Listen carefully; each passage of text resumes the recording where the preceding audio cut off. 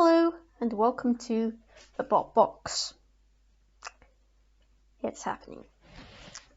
This is an episode I have been looking forward to for quite a while, and if I get a little bit on the gushy side, I apologise in advance. In fact, this might end up being the longest episode yet.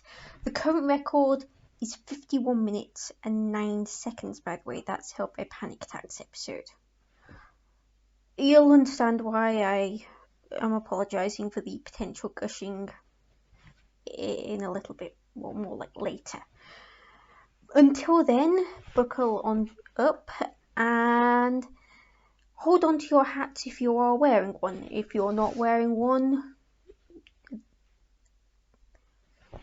you don't have to do this. It's time to say hello to Hypno-Disc. I don't really need to introduce Hypno-Disc. It's that iconic in Robot Wars history, but I will anyway. A silver-coloured rectangular boxer robot armed with a horizontal flywheel with a black spiral pattern painted on and 2 teeth, 1 to do damage and 1 to act as counterweight. Hypno-Disc also had 4 tiny exposed wheels, 2 of them having guards on, the other 2 being protected by the disc. And in Series 3 of Robot Wars, no self-writer. Hypno-Disc landed, appropriately enough, in Heat H of Series 3, where it drew Flipper Robogeddon, after its signature death hum was heard in the post-match interview with Berserk 2's team, along with the astonished gasps of robot ears watching. Once Hypno-Disc got out of reverse, because it got stuck in reverse for a bit, that didn't actually make it to the aired fight, Hypno-Disc went to try and get a good hit on Robogeddon, landing one near the flipper. The second hit landed close by and gave Robogeddon a gash in its armour. The third and fourth hits did more damage to Robogeddon's armour. Hit 7 and 8 put some ventilation holes in Robogeddon's armour. As if Robogeddon actually needed ventilation holes. Hit 9 made a mess of Robogeddon's armour and gave it a puncture. Hit 10 made even more of a mess of Robogeddon's armour. Hit 11 removed the armour altogether. Hit 12 took out Robogeddon's CO2 and they were done. They tried to move the robot, but the wheels were in such a state they could not. Cue twirly finger celebrations. Okay, I confess, I have actually used that celebration when I've got a strike at bowling. It's been a while since I've done that. I probably should do that again.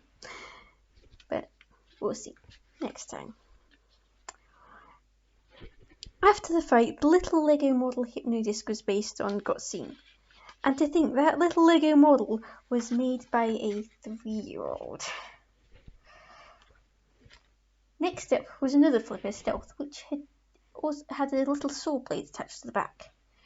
Team Stealth, having suffered a sudden loss of confidence on discovering who their second round opponent was, had decided to take some beanbags along with them. They also thought their robot would fall to pieces, hence why they decided to bring the beanbags. Hypno-Disc got over to Stealth early on and hit it, though nothing much happened. After a second hit, Stealth tried to send Hypno-Disc to Matilda, but Hypno-Disc got away while Stealth was hit by an arena spike. A third hit took off an armour panel. After dodging Matilda again, Hypno-Disc got caught by an arena spike, which allowed it to take out Stealth's saw blade. By this point, Stealth's flipper was also stuck open. Hypno-Disc then hit the front and back of Stealth, causing back panel to fall off. Another hit caused Hypno-Disc to hit both Stealth and Matilda at the same time. And Hypno-Disc hit the rear of Stealth before backing off and getting flipped by Matilda. Well, flicked, not flipped, for its trouble. So Stealth got hit again and shoved into a wall. Another 2 hits messed up the rear end. Another hit left a gash in what was left of Stealth's armour. Another hit closed Stealth's flipper. For good. The pneumatics got completely sliced through. One last hit dragged a wire out. Team Stealth needed those bin bags. So, in the heat final, Hypno-Disc faced Axe to Clifterbot Berserk 2. Hypno-Disc attacked the rear end of Berserk 2, but the attack caused no immediately obvious damage. In fact, Berserk 2 decided to use its rear forklift to send Hypno-Disc to Sir-Kill-A-Lot. Hypno-Disc didn't take any damage, but took a while getting out. Then Berserk 2 got toppled by an arena spike. Hypno-Disc mercifully righted Berserk 2 as it was struggling to do so, before getting axed. Hypno-Disc then pushed Berserk 2 into a corner, getting axed all the way there. Berserk 2 escaped from Sir-Kill-A-Lot though and kept axing Hypno-Disc, so Hypno-Disc pushed Berserk 2 some more. But as time ran out, Hypno-Disc was Sergeant Bash. Not fun. The judges recording. They ruled in favour of Hypno-Disc. However, Hypno-Disc had a lot of repairs to do after Berserk 2, and as they were down a team member, they nearly pulled out. But they pushed on and stayed in. So, in the series semi-finals, they faced Evil Weevil. And the bad news for Evil Weevil was that Hypno-Disc did not pull out. That was good news for audiences though. They get a fight. Though I'm not sure what would have happened if Hypno-Disc had to pull out. Berserk 2 probably would have taken its place. Hypno-Disc first hit one of Evil Weevil's forks before Evil Weevil did its level best to stay away. But it's sensible when you're dealing with Hypno-Disc. Evil Weevil ended up with dead metal. It escaped before Hypno-Disc hit Evil Weevil's fork some more. Then Hypno-Disc hit Evil Weevil's back and left hand side as the remote control of Evil Weevil changed hands. Evil Weevil could only move in circles after that. Another hit ensured Evil Weevil couldn't even do that. And by the way, it wasn't the remote controller changing hands that caused the problems with Evil Weevil. It was the hit from Hypno-Disc. Hypno-Disc stayed away as the House of Robots went for Evil Weevil. So now, a single match away from the grand final, Hypno-Disc faced Track Spikebot 101. Hypno-Disc hit 101's front early on, but 101 responded by pushing Hypno-Disc into a wall. Hypno-Disc then hit 101's side before 101 pushed Hypno-Disc. Hypno-Disc escaped before it could encounter dead metal. Then 101 ran over Hypno-Disc. No, really, straight over the disc.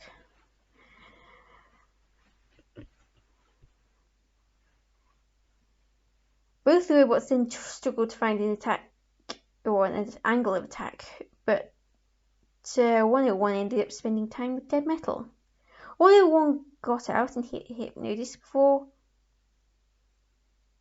running over Hypno-Disc again, and Hypno-Disc backed into dead metal. Whoops. Hypno-Disc got out once dead metal let go and pushed 101 straight onto the flame pit. Hypno-Disc doing the pushing, not dead metal. 101 ended up with dead metal anyway, but escaped before Hypno-Disc entered in pushing wall with 101. Generally, it's not a good idea to enter into a pushing wall with 101. Hypno-Disc did not win that pushing wall. In fact, it had to escape dead metal again. After dancing around each other one last time, and after one last push, time ran out with Hypno-Disc and 101 side by side. The judges went to the arena to inspect the robots and ruled in favour of Hypno-Disc. So they were now in the grand final, where they faced Rama Stegosaurus, whose team were wondering if they could fit Hypno-Disc's name onto the lifter where they'd written the other names of the robots they'd beaten, and crossed them out to say, "We beat that bot." They figured H-Disc would probably fit. The two collided early on, Stegosaurus hitting the rear end of Hypno-Disc. Hypno-Disc got away and hit one of Stegosaurus' side.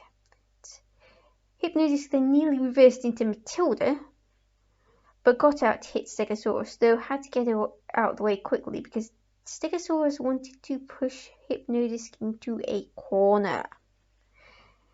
Stegosaurus in turn had to dodge Shunt and Matilda. Then Hypno-Disc hit Stegosaurus' side and left a gash in its armour. Hypno-Disc hit the front and back of Stegosaurus.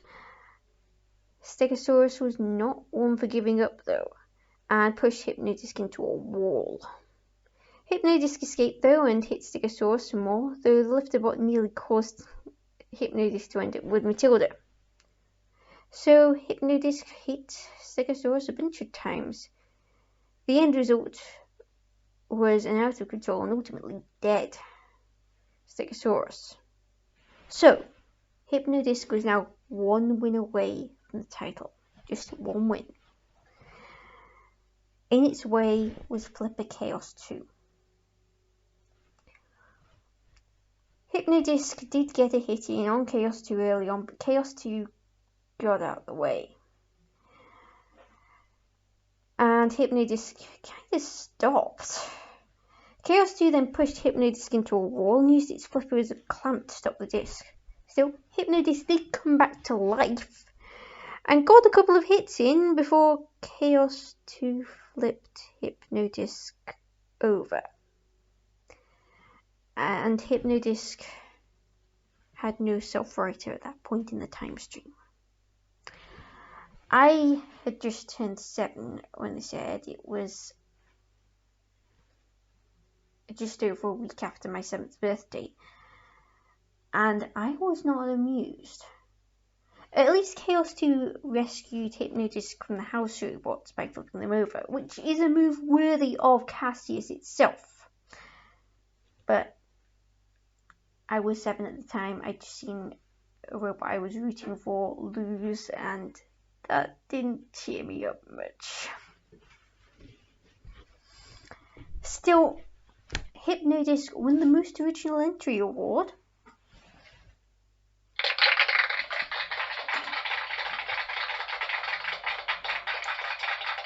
And probably had people hoping to enter Series 4 scared of actually having to fight Hypno-Disc. And Hypno-Disc did return for Series 4, a new and improved version with a faster spinner, a faster spin-up time, and, importantly, a self-righting arm. Hypno-Disc was also the second seed now, just a reward for coming second. Let's have a break from Annihilation for a bit. Anyone for pinball? Well, you're going to get a pinball anyway. Hypno-Disc's team had elected to enter the pinball and elected to wear some red and black furry hats.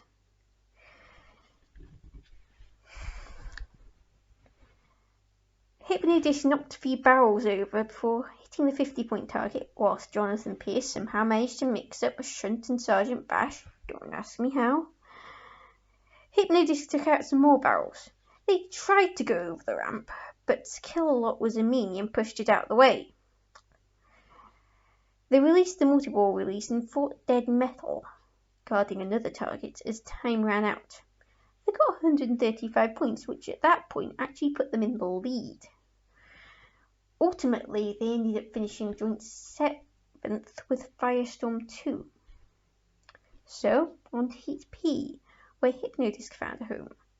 The second seeds drew Lifter Razorblade and Axebot stroke Lifter the Predator, which its description here doesn't really do the appearance of the Predator justice. Just wait for its episode. Hypno-Disc hit the Predator early on, putting a hole in the Predator's armour. Another hit partially detached the Predator's rear armour.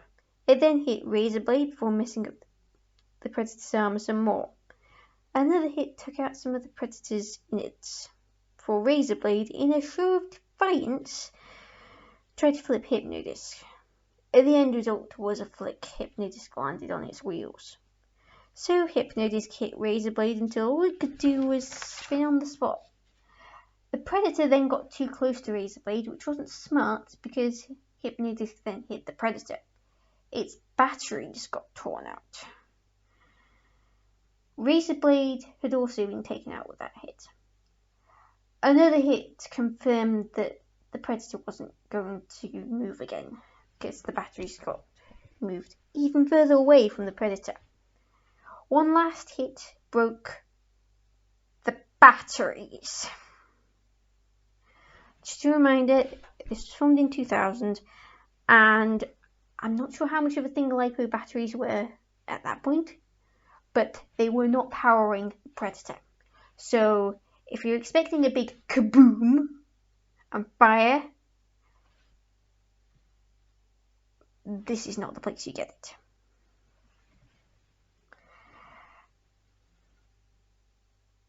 The Predator's batteries just calmly smoked. No fire at all. Next up for Hypno-Disc was Flipper VMAX. Hypno-Disc got a hit early on that took out VMAX's right hand side panel and severed something in VMAX's pneumatic system. It ended up venting gas, and that, as a result, took out VMAX's weapon. Just like that. Hypno-Disc then ended up in a corner after another hit. Ended up there with a kilowatt, but got out. VMAX, meanwhile, ended up with the ref bot before driving into an arena wall. Specifically into a spike sticking out, which stuck VMAX there.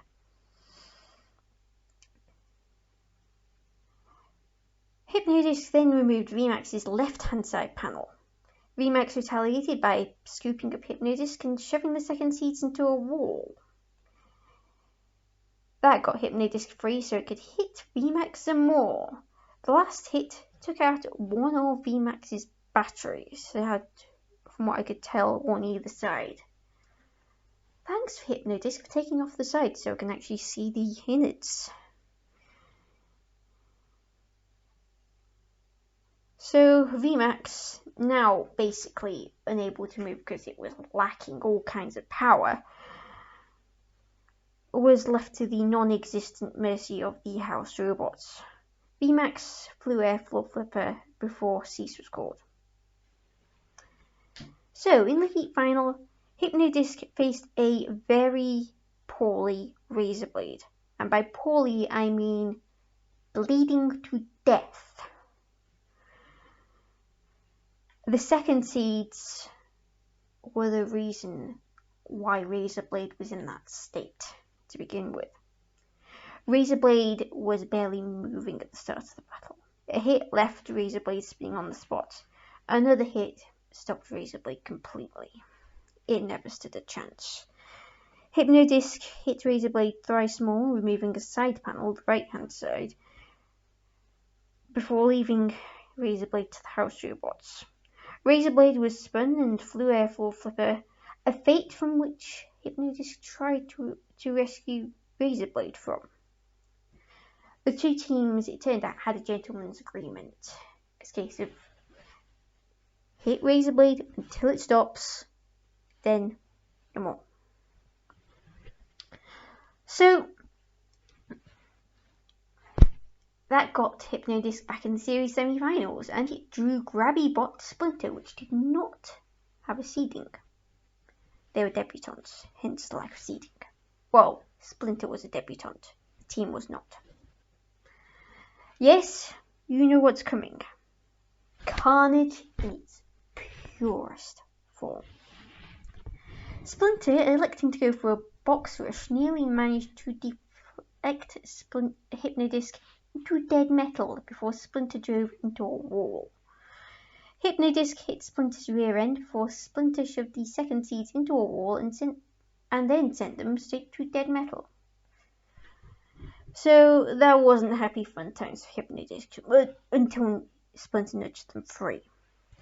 There was talk of a great upset as Hypno-Disc hit Splinter's plastic shield, and the plastic shield stayed firm.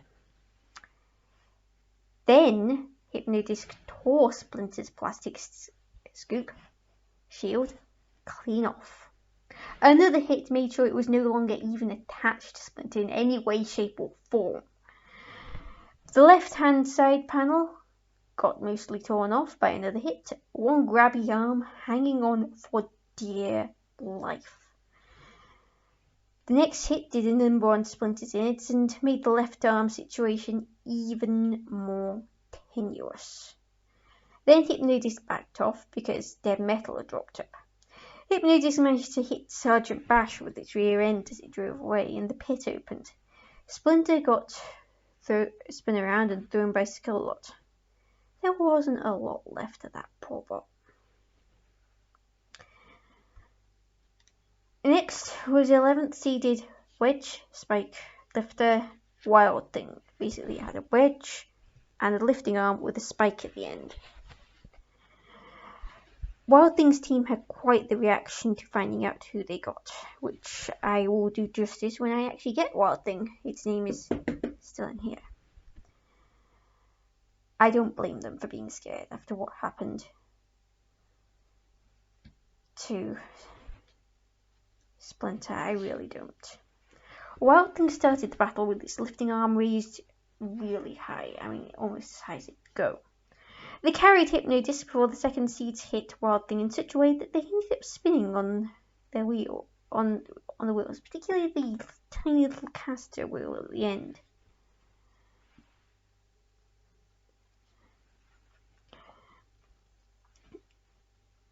Wild Thing then pushed Hypno-Disc around, but once free, Hypno-Disc hit Wild Things quite a few times more, messing up the wedge and a wheel. In fact, Wild Thing ended up hobbling quite a bit afterwards. But Wild Thing was not in favour of giving up. In fact, it sent Hypno-Disc to dead metal. Hypno-Disc escaped, and a wall. Hypno-Disc got 2 hits in as time ran out and the judges rolled in.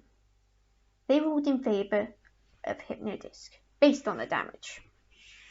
That got Hypno-Disc into the grand final again, where it faced 19th seeded pyramid-shaped cutting disc wielder Pussycat. I remember this fight. Pussycat's team was scared. I mean, he's Hypno-Disc. But they were optimistic. Optimistic they could actually beat Hypno-Disc. Hypno-Disc made a critical error early on by turning its back on Pussycat, which you shouldn't really do. Pussycat managed to snipe the tiny wheel guard on Hypno-Disc's tiny right wheel, and it just jammed up that wheel. It couldn't move freely after that, and that meant Hypno-Disc could hardly move. So Pussycat pushed Hypno-Disc into Shunt. Shunt started axing Hypno-Disc, first the back, then clean through the disc, stopping it dead. I'm not gonna lie, seeing that axe blow made me wince, even after all this time. So, Skull-Lot pitted them. That meant we got to see Team Hypno-Disc's rarely seen defeat salute. They had this as the victory salute. This was the defeat salute. I think I shall do that the next time I get the 7-10 split. That sucks. Splits suck.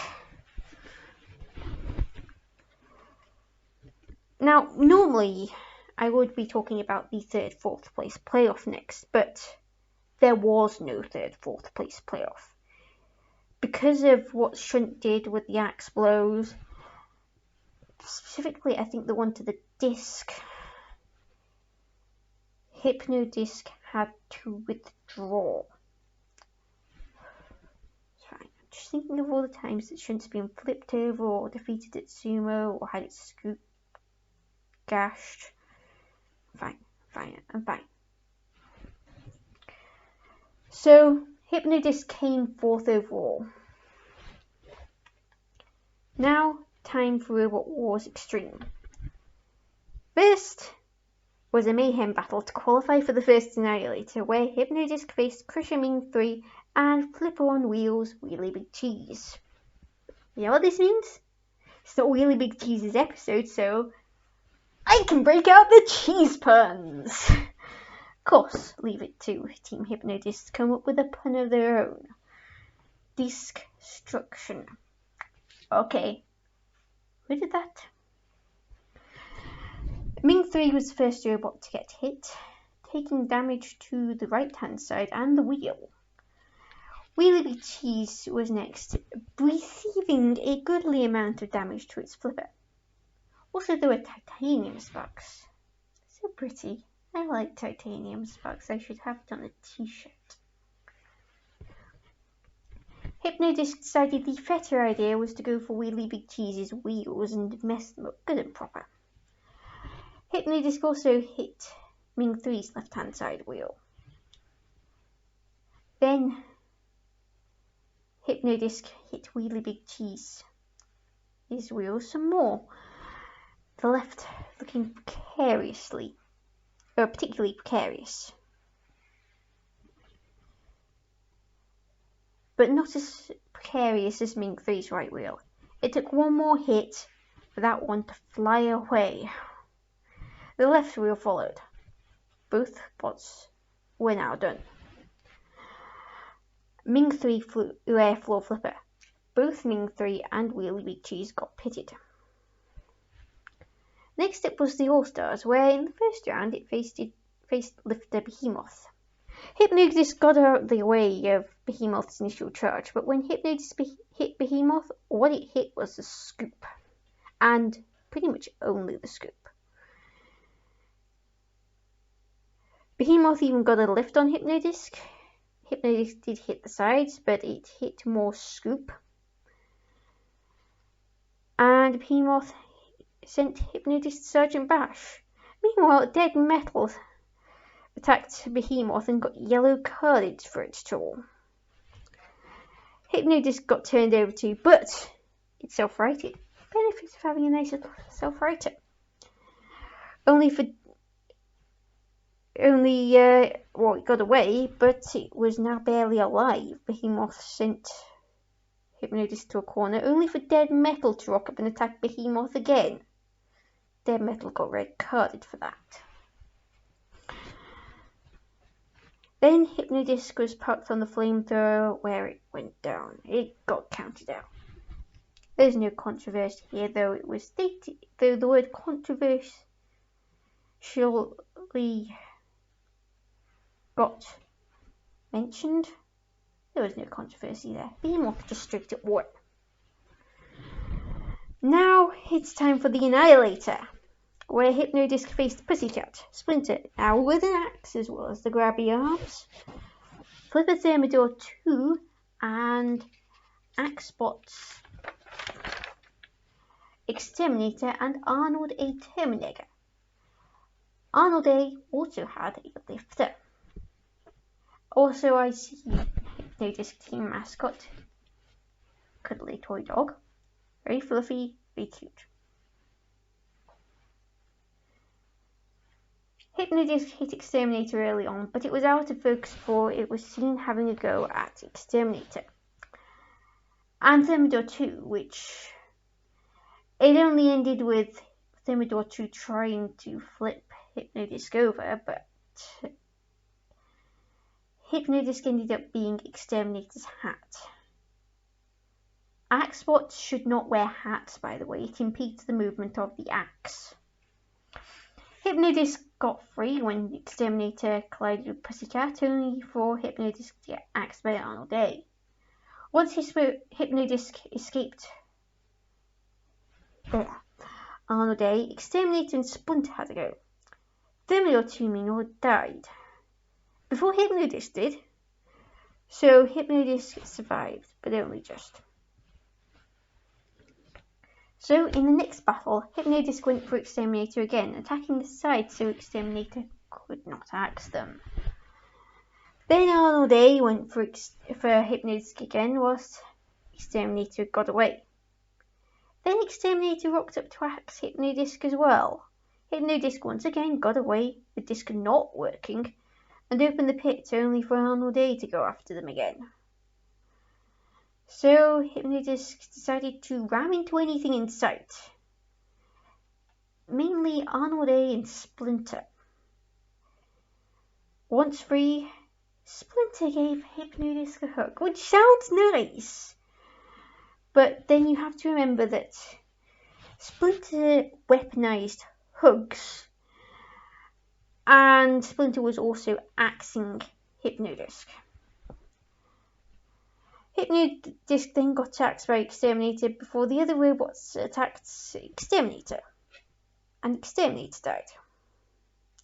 They had to be freed from the floor flipper too. Embarrassing or what? They got flipped by the floor flipper, but they didn't get flipped too well, and they landed underneath. Ouch.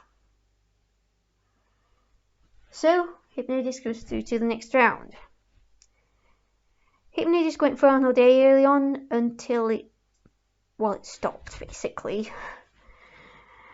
It stopped moving. It stopped doing anything. Splinter opened the pit and took the chance to get revenge on Hypno-Disc for annihilating them in the Series 4 semi-finals.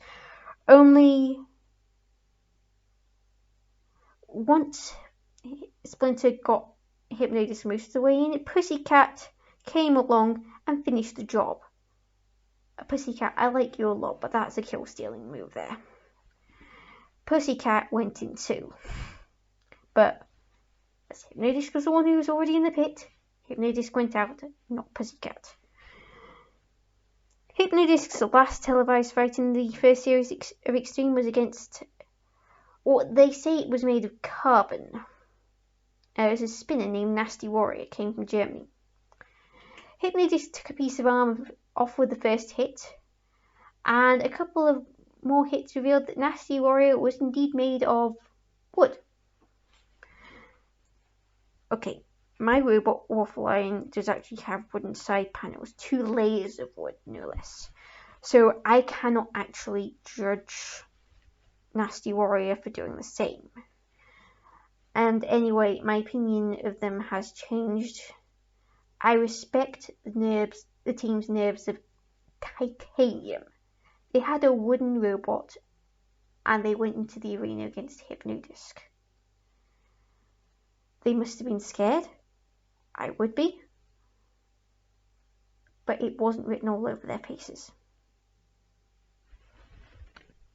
However, after a few more hits from Hypno-Disc, Hypno-Disc's weapon died, followed by the rest of it. This did come back to life, but the rest of Hypno-Disc was still not functional. So it got counted out. The problem? Splinters from Nasty Warrior. Hypno-Disc had one other fight in Extreme against a crusher named TX-108, but it never actually made it to where Hypno-Disc broke down very early on. I would like to mention that TX-108 did evolve, and the robot it became was a terror in its own right. You'll see when I get to the relevant episode, just wait, but it's a terror for completely different reasons to Hypno-Disc. Anyway, on to Series 5, where Hypno-Disc was seeded 3rd, and they landed in Heat B, where they drew Walking Axebot Black Widow. Hypno-Disc was wary of this because Black Widow had little spiderweb decorations on it. But they went for Black Widow's legs. Black Widow wasn't actually moving that much. The removal of a leg made Black Widow's predicament very clear. They were pretty much immobile. In fact, there was no pretty much about it. They were just immobile. So, Black Widow was counted out as such. Hypno-Disc pushed Black Widow before leaving it to Kill-Lot. Black Widow ended up on the floor flipper, and it took 2 attempts to flip Black Widow, partially because of poor placement and also because of Black Widow's weight. Due to a draw mishap, Hypno-Disc ended up facing another seed, 22nd seed Flipper Atomic, which also had a spike, in the second round. I can only assume it was because when they were doing the draw for the next round, the people doing the draw thought Bulldog Breed was the seed and not Atomic. That's the only explanation I can come up with such a draw mishap. There's been no official explanation, but that's my theory. Anyway, the two danced around each other before Hypno-Disc hit Atomic's side. Hypno-Disc then tried to attack Atomic's flipper, but Atomic actually managed to flip Hypno-Disc over. Hypno-Disc, however, self-righted and with 2 more hits took off Atomic's flipper. Can't flip Hypno-Disc if you haven't got a flipper anymore. The pit was opened as Atomic was hit some more. Atomic nearly pitted itself, which probably would have been sensible, but it got hit until it died. Atomic was counted out, picked up, spun, thrown, and pitted, in that order. In the heat final, Hypno-Disc faced Flipper Bulldog Breed 3. Hypno-Disc got a couple of hits in early on as Bulldog Breed 3 missed a flip. Hypno-Disc got a 3rd hit in before Bulldog Breed 3 flipped Hypno-Disc, but Hypno-Disc landed on its wheels. Hypno-Disc then ran over Bulldog Breed 3, which missed with 2 flip attempts before Hypno-Disc hit the flipper's side and back. The last hit taking out Bulldog Breed's safety link. As a result, Bulldog Breed could do nothing. It could not move, it could just sit there. So Hypno-Disc opened the pit and pushed Bulldog Breed in. Or Bulldog Breed 3, I should say. So that got Hypno-Disc through to the series semi-final again.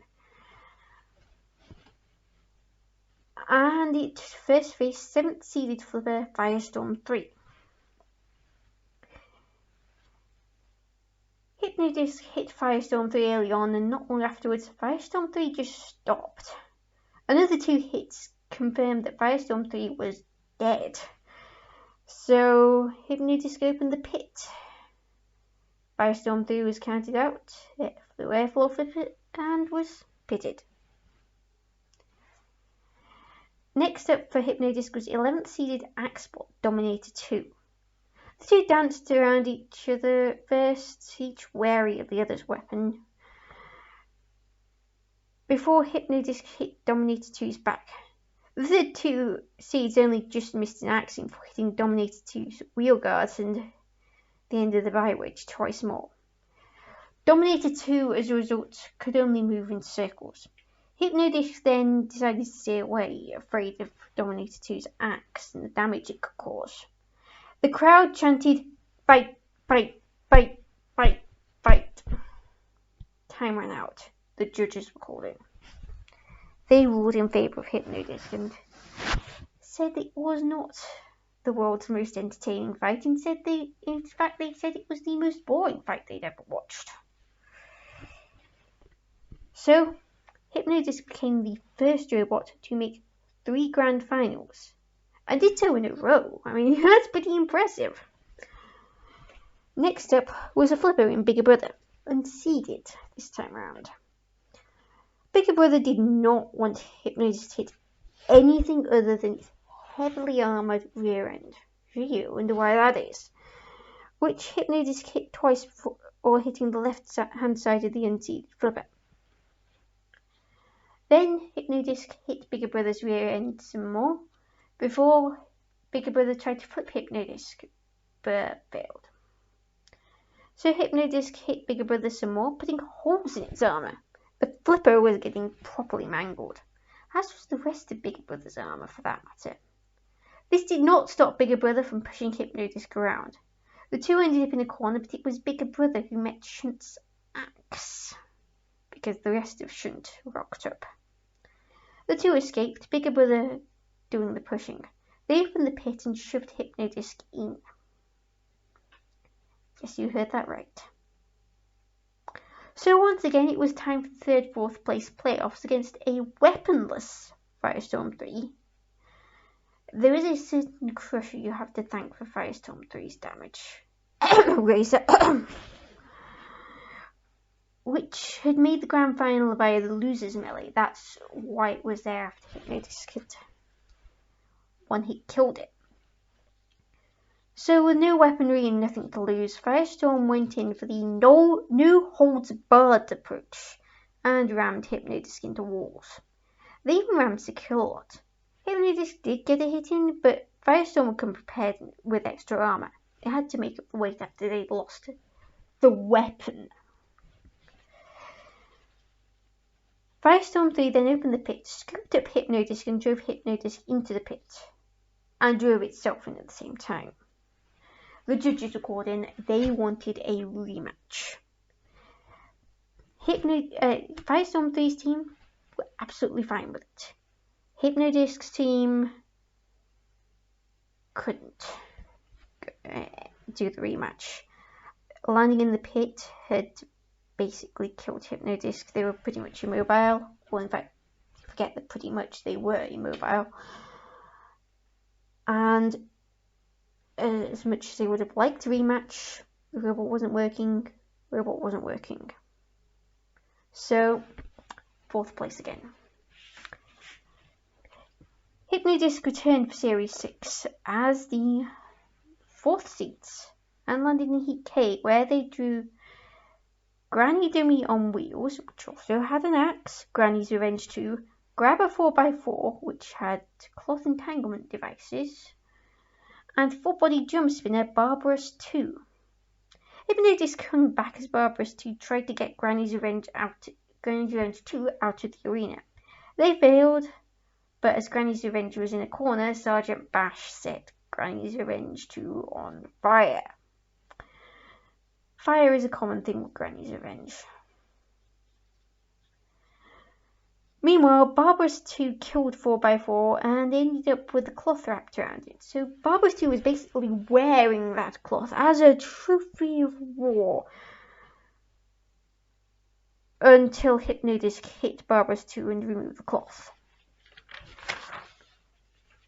4x4 wasn't supposed to have an entanglement device anyway. They weren't actually allowed in Series 6. They were only allowed in Series 10. Barbarous 2, as a result of the hit from Hypno-Disc, was actually dead and smoking, whilst Hypno-Disc attacked 4x4. Granny's Revenge 2 was also dead, well, after all that fire. A cooker was dropped on Granny's Revenge 2 from the drop zone. Hypno-Disc finished the fight by attacking the cooker. Next up was Bulldog Breed again. Bulldog Breed flicked Hypno-Disc early on, but it landed on its wheels. So Hypno-Disc hit Bulldog Breed a bunch of times, and Bulldog Breed ended up stuck with Dead Metal, only resuming attacks when Dead Metal wasn't attacking Bulldog Breed. That didn't stop Bulldog Breed from trying to flip Dead Metal. It failed. It would have been awesome if it did pulled it off, but it didn't work, and Bulldog Breed was now immobile. So that got Hypno-Disc through to the Heat Final, where it faced Barbarous 2 again. Hypno-Disc hit Barbarous 2 early on, and that was enough to KO Barbarous 2. Barbarous 2 took a few more hits before Hypno-Disc opened the pit, sent Barbarous 2 to the edge of oblivion, and Barbarous 2 was counted out and pitted. So, through to the series semi-finals for the fourth time, Hypno-Disc faced 12th seeded Rammer Tornado, which had a scoop for this fight. Anti-spinner weaponry, of course. Tornado elected to push Hypno-Disc into walls, trying to make sure Hypno-Disc couldn't do a thing. The two had a brief tangle with Dead Metal, but after that, Hypno-Disc met a lot of walls. Then Tornado used Hypno-Disc to set off the arena spinner, and finally the fourth seeds got some breathing room. Generally giving Hypno-Disc breathing room is bad. It generally tends to end up with a mashing, as I've demonstrated, or I've talked about with all these other fights. But Tornado was actually getting away with it. Tornado then opened the pit before trying to push Hypno-Disc in, but Hypno-Disc refused to be pitted. So Hypno-Disc met another wall and nearly met the pit again. Tornado then introduced Hypno-Disc to Dead Metal and a wall. Make that lots of walls, actually. Hypno-Disc did make it till time ran out and the judges called him, but this time, and for the only time, the judges did not rule in favour of Hypno-Disc, they ruled in favour of Tornado. So, Hypno-Disc still had a chance. There was the losers melee, remember Firestorm, and Hypno-Disc was against 10th seeded Flipper, Spawn Again, and the 2nd seed's bigger brother. Spawn Again made a target of Hypno-Disc, shoving the 4th seeds into yet another wall. I think Hypno-Disc, between the last two fights, has got to know the walls very well. Hypno-Disc hit bigger brother, but the two Flippers had teamed up to take out Hypno-Disc. Their repeated ramming attacks killed the 4th seeds. So Killalot picked up Hypno-Disc, spun them around and dropped them. Hypno-Disc was counted out. Spawn Again also went out. Time for the Extreme 2 All-Stars, where Hypno-Disc faced Dominator 2 and Spawn Again in Heat B. Once again, the target was firmly on Hypno-Disc's back, as Dominator 2 rammed it and Spawn Again sent it flying. The two had teamed up. Hypno-Disc did survive an explode, but was rammed until it died. So it got flipped, and being dead it could not self-right, and counted out. So Grappler pitted them. So out of the All-Stars tournament, Hypno-Disc still had the Challenge Belt tournament, fighting for the right to get revenge on Tornado.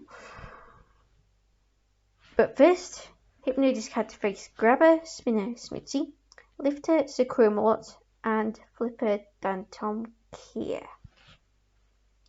Dantom Kier does not like spinners.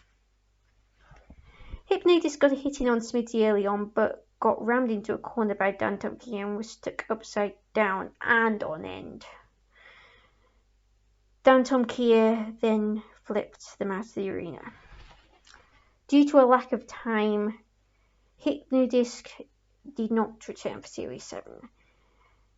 It apparently would have been seeded 9th, which in my mind is wrong, but I can understand the logic. It lost in the first round of the semi-finals. It could not get seeded any higher than 9th. There was talk of Hypno-Disc, or an all-new Hypno-Disc, a Hypno-Disc from a modern era, being in Series 9, but ultimately that never happened. Hypno-Disc never did put an appearance in the reboot. So this fight in the All-Stars, or not the All-Stars, the Challenge Belt, was Hypno-Disc's last battle. It's a real shame. There's no way to end. When I was 6 and Hypno-Disc debuted, I was not a fan of Robot Wars. Basically, my brother watched Robot Wars. He was the fan. He still is a fan of Robot Combat. And I just happened to be in the same room. Okay, I was watching, but it wasn't my favourite thing to watch. Ironically, because of some of the destruction. But then I saw Hypno-Disc, and ironically it was the destruction that caused it drew me to it. I liked Hypno-Disc from the robot I first saw it, and I always rooted for it. But after series 4, I didn't actually see Robot Wars. For whatever reason, I ended up being out at Brownie Guides, I think, when everyone else was watching it. I can't explain why. When I happened across a clip of Robot Wars, I think it was the title from series 4, I was at uni and decided to look up Robot Wars, only to find it had been axed after series 7. And it was then when I remembered Hypno-Disc, and it was its series 3 heat that was the first heat I deliberately sought out. I'd seen a couple of series 2 heats before deciding to actively find Hypno-Disc's first heat. And I finally got into robot combat by watching those old episodes, Robot Wars. I think it was series 2 heat A, the first one I saw, and then I saw heat B and realised, hang on, Hypno-Disc wasn't in this series, so I was trying finding which one it was. As a result, Hypno-Disc is probably a contributing factor to this series' very existence. And in case you're wondering, 244 and Callison 244 is a nod to Hypno-Disc's performances in grand finals, 2nd, 4th, 4th. Hypno-Disc had all the flaws with being an early spinner. The kinks in the design were there. It could only rarely win a pushing war, but it was also destructive, really cathartic to watch, made 3 grand finals, which most robots did not do, and I can't even count the number of spinners whose existence has something to do with Hypno-Disc being around. I'd also like to point out that Hypno-Disc is actually the only non-champion of Robot Wars to have its own page on Wikipedia. It also very much earned its place in the Combat Robot Hall of Fame. And Matthew Rose, if you haven't put that your drawing Lego model was the basis of Hypno-Disc's design in your CV, please do so. I wish I didn't have to say this, but Hypno-Disc is the best robot never to win the title. I would like to say it was a champion, but I can't do that without being an all-powerful reality warper, which I am not. But I can say Hypno-Disc is my favourite bot. Forever. So, you may notice that this episode is episode 258. I also would like one particular robot for episode 259. Taiki. I know the odds are against it, but please, I want 259 for episode 259. Will I get it?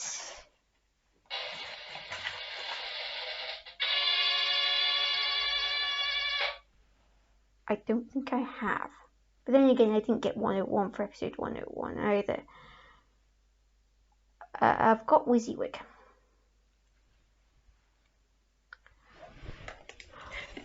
Until next week, Callison 244 out.